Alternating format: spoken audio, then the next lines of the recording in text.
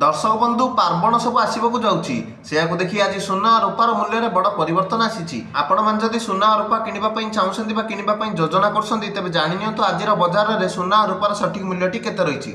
आज भारतीय बजार में 24 क्यारेट सुना 1,18,640 टଙ୍କା रही बेले 22 क्यारेट सुनार दाम 10 ग्राम पिछा 1,08,750 टଙ୍କା रही। सेहीपरि आज नुआदिल्ली में 24 क्यारेट सुनार दाम 1,18,790 टଙ୍କା होता बेले 22 क्यारेट सुनार मूल्य यथाक्रमे 10 ग्राम पिछा 1,08,900 टଙ୍କା रही। आज ठीक सेहीपरि भाव मुंबई में 24 क्यारेट सुनार मूल्य यथाक्रमे 1,18,740 टଙ୍କା रही बेले 22 क्यारेट सुनार मूल्य यथाक्रमे 1,08,750 टଙ୍କା रही। सेहीपरि भाव आज चेन्नई में 24 क्यारेट सुनार मूल्य 1,18,800 टଙ୍କା होता बेले 22 क्यारेट सुनार दाम 10 ग्राम पिछा 1,08,900 टଙ୍କା रही।